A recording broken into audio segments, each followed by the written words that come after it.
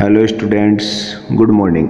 बच्चों, आज अपनी क्लास है यूज ऑफ पोटेंशियोमीटर कि विभव मापी का उपयोग किस में करते हैं। ठीक है, जिसमें से अपन ने मतलब कौन कौन से एक्सपेरिमेंट अपन विभव मापी की सहायता से लेबोरेटरी में कंप्लीट किए जाते हैं, उनमें से आज अपना फर्स्ट जो एक्सपेरिमेंट है उस पर अपन चर्चा करेंगे कि विभव मापी की सहायता से कि प्राइमरी सेल है, प्राथमिक सेल का आंतरिक प्रतिरोध ज्ञात करना। ठीक है, कि पोटेंशियोमीटर को यूज करते हुए अपन किसी भी प्राइमरी सेल का इंटरनल रेजिस्टेंस कैलकुलेट करें। अब आपको पता होना चाहिए प्राइमरी सेल कौन से होते हैं कि जिनको अपन वन टाइम यूज कर सकते हैं, मतलब जो चार्जेबल नहीं है उनको अपन कौन सा बोलते हैं, प्राइमरी सेल। और इंटरनल रेजिस्टेंस मतलब उसकी रासायनिक अभिक्रियाओं के कारण है उसके अंदर जो प्रतिरोध होता है, जहां पर कुछ विभव पतन हो जाता है, तो उसको अपन नॉर्मली कैसे मेजर करें अपना, तो वो उसको मेजर करने के लिए अपने पोटेंशियोमीटर का यूज आएगा। ठीक है, तो सबसे पहले तो होता है इसमें परिपथ सर्किट। तो देखो, मैंने आपको पोटेंशियोमीटर में पढ़ाते समय आपको एक बात बताई थी कि इसका एक प्राइमरी सर्किट, प्राथमिक परिपथ फिक्स होता है, जिसमें एक तो क्या होती है, बैटरी, येलो बैटरी जोड़ दी अपन ने, माइनस साइड में कुंजी, ये कुंजी लो, और इसको आगे ये किससे जुड़ा होता है, रियोस्टेट, धारा नियंत्रक, ये धारा नियंत्रक से इसको जोड़ दिया, और ये प्लस वाला सिरा और ये धारा नियंत्रक से माइनस वाला सिरा, ये दोनों दो बिंदुओं से जुड़े होते हैं, ए बिंदु और दूसरा क्या होता है इधर बी बिंदु। इसके बीच में कौन होता है, विभव मापी का तार। ठीक है, तो ये अपना प्राथमिक परिपथ तो फिक्स होता है, ये तो अपना होना ही होना है। कोई भी विभव मापी को अपन किसी भी यूज में अगर लेंगे, कोई भी यूज करेंगे तो ये तो फिक्स है। ठीक है, अब यहाँ पर किसकी बात कर रहे हैं अपन, तो भाई प्राइमरी सेल का। तो यहाँ पर अपन इसके सेकेंडरी परिपथ में, द्वितीयक परिपथ में अपन क्या जोड़ेंगे, उस सेल को जोड़ेंगे जिसका अपने को आंतरिक प्रतिरोध ज्ञात करना है। ये जोड़ दिया, इसका नामकरण कोई ई कर दिया, ये प्लस ये माइनस। तो मैंने एक और चीज पढ़ाई थी कि विभव मापी में प्रत्येक धनाग्र पर हर सेल का धनात्मक सिरा एक ही जगह, देखो इसका प्लस इधर ए पर आ गया, इसका प्लस भी ए पर आया कि नहीं आया, तो प्रत्येक सेल के पॉजिटिव सिरे एक ही जगह जुड़े कि नहीं जुड़े। ये चीज अपने सावधानी में प्रिकॉशन में पढ़ी थी ना पोटेंशियोमीटर। अब देखो, इसका माइनस सिरा आगे जाके यहाँ पे किससे जुड़ा होता है, गैल्वेनोमीटर जुड़ा होता है। गैल्वेनोमीटर आगे जाकर किस क्या बन जाता है, आगे ये इसका ये सिरा किससे जुड़ा होता है, जोकी से। ठीक है, ये कोई जोकी से जुड़ के और ऐसे लगी होती है जोकी, ये आपकी जोकी हो गई। ठीक है, और ये जो आपका द्वितीयक परिपथ में सेल लिया आपने, इसके सिरों पर प्रतिरोध बॉक्स आरबी, और यहाँ पर एक कुंजी लगा देते हैं, जरूरत पड़े तो अपन काम में ले लेते हैं, कोई K2 मान दो, इस ऊपर वाली को कोई K1 मान लिया। ठीक है, ऐसे इसके यहाँ पे सिरों पर ये जुड़ा होता है ऐसा। तो अपन बात कर सकते हैं K1 और K2, ये तो कौन है, कुंजी। ठीक है, RH कौन है, धारा नियंत्रक, धारा नियंत्रक। देखो, कोई भी सर्किट हो हमेशा क्या होता है, उसका नामांकन जरूर होना चाहिए, उसके में जो जोड़ रखे हैं उनके बारे में आप जरूर बताएं। ठीक है, J जोकी, और G कौन है, गैल्वेनोमीटर, गैल्वेनोमीटर या धारामापी, मीटर या धारामापी। ठीक है, EP प्राथमिक परिपथ, प्राथमिक परिपथ का सेल, और ये कौन है आपका दूसरा E द्वितीयक परिपथ, द्वितीयक परिपथ, परिपथ का सेल जिसका आंतरिक प्रतिरोध ज्ञात करना है, जिसका आंतरिक प्रतिरोध ज्ञात करना है, आंतरिक प्रतिरोध ज्ञात करना है। ठीक है, पता लग गया भाई कौन से सेल क्या करना है, ज्ञात करना है। और एक और नाम है आरबी, इसको बोलते हैं प्रतिरोध बॉक्स, रेजिस्टेंस बॉक्स, प्रतिरोध बॉक्स। ये चीज, ये सब चीजें अपने इसके सर्किट में जुड़कर आपके सामने है। इस टाइप का सर्किट होता है कि प्राइमरी सर्किट तो मैंने आपको बता दिया, हमेशा रहना है, फिक्स है, तो इसको तो कौन सा बोलते हैं मन, प्राथमिक परिपथ, ये तो कौन सा है, प्राथमिक परिपथ, हर बार जुड़ेगा, बार बार जुड़ेगा, इसका नाम आपको याद रहना चाहिए प्राथमिक। और ये है आपका द्वितीयक परिपथ, द्वितीयक परिपथ, ठीक है। तो प्राथमिक परिपथ के अंदर आपको मैंने बताया उच्च विभव की, इस सेल से इस सेल का वोल्टेज क्या होना चाहिए, ज़्यादा, ये कुंजी धारा नियंत्रक जोड़ दिया। द्वितीयक परिपथ में उस सेल को जोड़ दिया जिसका अपने को आंतरिक प्रतिरोध ज्ञात करना, ठीक है। ये अपना काम हुआ। अब देखो प्रयोग कैसे शुरू होता है, शुरुआत करते हैं अपन इसको कैसे कैसे यूज किया जाता है। सबसे पहले प्राथमिक परिपथ, प्राथमिक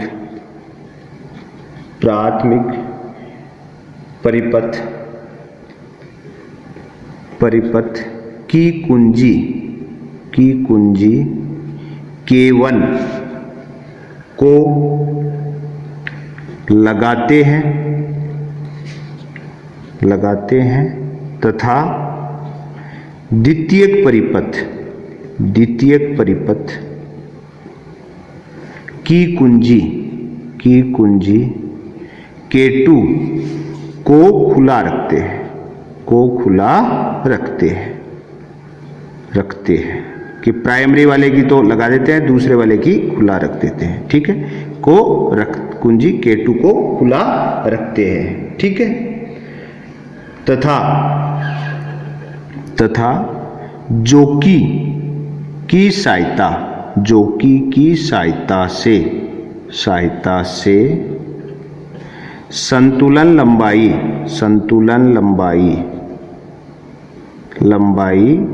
L1 प्राप्त करते हैं, L1 प्राप्त कर लेते हैं। प्राइमरी सर्किट को यूज कर रहे हैं अपन, सेकेंडरी को नहीं कर रहे, ठीक है। अतः विभव मापी की विभव प्रवणता क्या होगी, X = E/L1। ये चीज है। सबसे पहले अपन ने क्या किया, देखो ध्यान से, आप आराम से इजी तरीके से अगर समझ लोगे तो आप खुद सर्किट बनाकर सोल्व कर सकते हैं।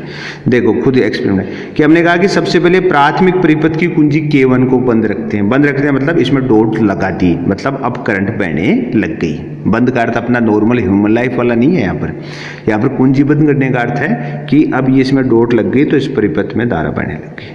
फिर हमने दूसरी बात की कि द्वितीयक परिपथ की कुंजी K2, इस कुंजी K2 को अपन खुला रख देते हैं तो ये सर्किट जुड़ता ही नहीं है परिपथ। क्यों? क्योंकि ये कुंजी खुली हो जाएगी तो सेल से बहने वाली धारा इसमें पहुंचेगी नहीं।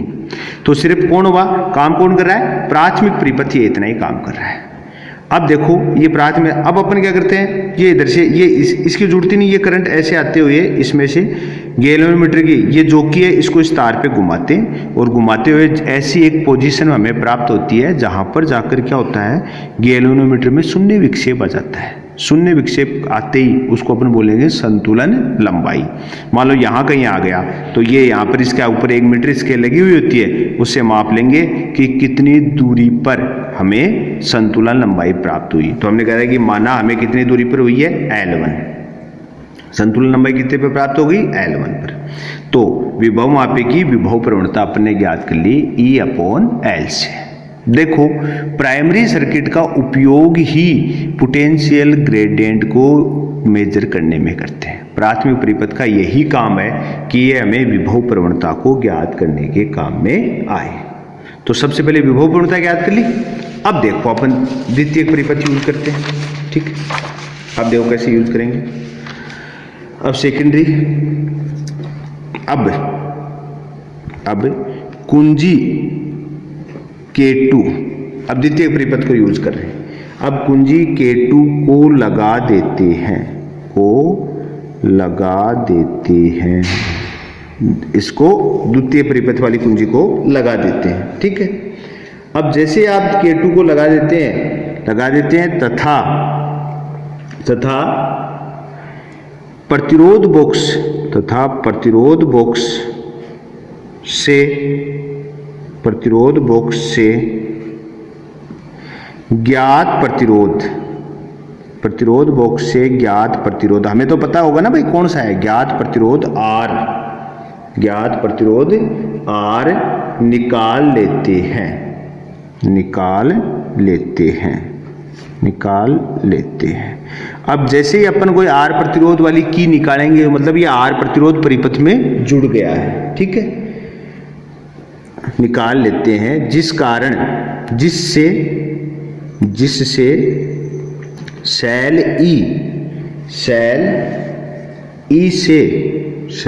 ई से प्रतिरोध R में, सेल ई से प्रतिरोध R में धारा प्रवाहित होती है,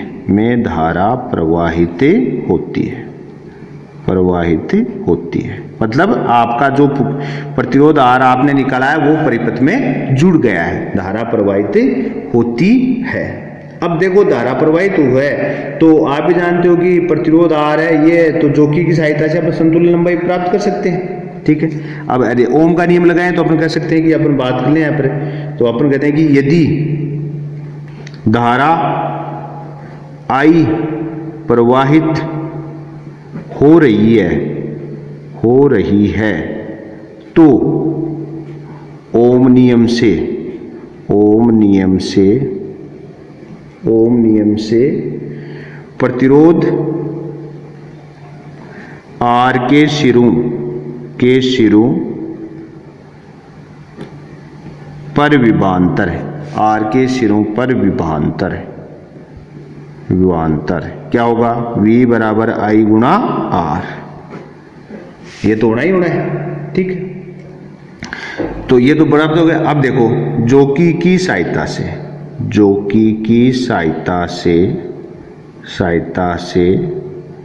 पुनः कोई संतुलन लंबाई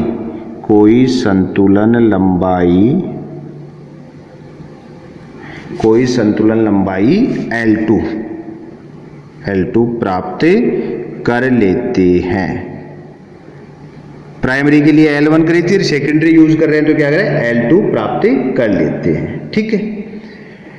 आगे आता है यदि सेल के सिरों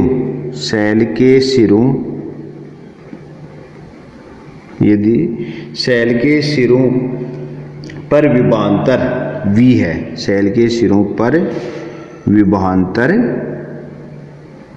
V है तो वोल्टेज किसके तुल्य होगा, V = X × L2 होगा कि नहीं होगा, क्यों, X कौन है, विभव प्रवणता, और विभव प्रवणता की डेफिनेशन याद करो, एकांक लंबाई पर पतित विभव, तो एकांक लंबाई पर पतित विभव कौन है, X, और आपको कितनी संतुलन लंबाई प्राप्त हुई है, L2, तो एकांक लंबाई पर पतित विभव को यदि लंबाई से गुणा कर देंगे तो बताओ वोल्टेज के इक्वल आएगा कि नहीं आएगा, उस तार पर जो वोल्टेज ड्रॉप हुआ, प्रिंसिपल ये था ना, तो इसके इक्वल हो जाए V = X × L2, ठीक है। अब देखो हम ज्ञात क्या करना है चाह रहे थे, आंतरिक प्रतिरोध, तो लिखो हम जानते हैं, पहले से आप जानते हो, भाई सेल पढ़ा है ना आपने, हम जानते हैं क्या होता है आंतरिक प्रतिरोध। आंतरिक प्रतिरोध का डेफिनेशन ध्यान आपको, आंतरिक प्रतिरोध का सेल में मैंने बताया था क्या होगा, small r = E - V/V × R, ये होता है, ठीक है। अब यहां पर अपन बात करें तो देखो E = क्या है, X × L1, V = क्या है, X × L2, ठीक है। तो देखो R = आ जाएगा X L1 - X L2 upon X L2 × R, X common लेके कैंसिल हो सकता है, तो हमारा आंतरिक प्रतिरोध R = क्या आ गया, L1 - L2 upon L2 × R, ये आपके सेल का आंतरिक प्रतिरोध। कुछ अब आप भी जानते हो L1 भी आपके पास है, L2 भी आपके पास है और R भी आपके पास है, तो इजी तरीके से आप इसको कैलकुलेट कर सकते हैं। अब देखो ये हुआ कैसे, मैं आपको दोबारा, एक्सपेरिमेंट है, आप एक्सपेरिमेंट के हिसाब से समझे इसको। देखो सबसे पहले आपको क्या करना है, ये सर्किट है आपके सामने, इस सर्किट के अंदर आपको मैंने कहा प्राथमिक परिपथ फिक्स है कि एक तो सेल जुड़ा होता है, एक कुंजीर, एक धारा नियंत्रक, ये जुड़े हुए हैं। ये आपका प्राथमिक। तो सबसे पहले आपको प्राथमिक परिपथ ही काम में लेना है। अपने K1 कुंजी लगा दी, इस वाली को तो लगाया, द्वितीय परिपथ की कुंजी K2 तो लगाई नहीं, तो मतलब इतना ही काम आया। इस प्राथमिक परिपथ की सहायता से अपन ने इस जोकी को इस तार पे घुमाया, ऐसे घुमाने से अपने को क्या प्राप्त होगी, संतुलन लंबाई L1 प्राप्त हो गई। तो अपन ने इससे फायदा क्या हुआ कि अपनी विभव प्रवणता प्राप्त हो गई, x = E × L1। ठीक है, E मान लो या इसको EP मान लो, आपकी मर्जी है, जो भी है। तो प्राथमिक परिपथ तो अपने का क्या उपयोग हुआ, विभव प्रवणता ज्ञात करने में, ये चीज ध्यान रखो आप। अब दूसरी बार क्या करेंगे, अपन द्वितीयक परिपथ की कुंजी K2 को भी लगा देंगे। अब आप जब इस K2 को और जोड़ दोगे तो बताओ ये सेल है, ये इस परिपथ में जुड़ा कि नहीं जुड़ा, मतलब अब आपका द्वितीयक परिपथ भी काम करने लगेगा। आपने जोड़ दिया, अब आप यही जोकी लेकर इस तार पर दोबारा घूमेंगे, AP जो आपका लंबाई का जो तार है, इस पर अगर आप दोबारा घूमेंगे तो रिजल्ट क्या आएगा, रिजल्ट ये आएगा कि वापस आपको कहीं न कहीं एक ऐसी स्थिति प्राप्त होगी जब गैल्वेनोमीटर में शून्य विक्षेप होगा। जैसे ही गैल्वेनोमीटर में शून्य विक्षेप होता है तो अपन उसको क्या बोलते हैं, संतुलन लंबाई। तो द्वितीयक परिपथ की स्थिति में अपने को कोई संतुलन लंबाई प्राप्त क्या हुई, L2। अब जो प्राथमिक परिपथ की स्थिति में तो आपकी जो संतुलन लंबाई प्राप्त हुई तो वो L1 है। तो प्राथमिक परिपथ में तो क्या प्राप्त होता है, E = क्या हमें प्राप्त हुआ, E = क्या हुआ, x × L1।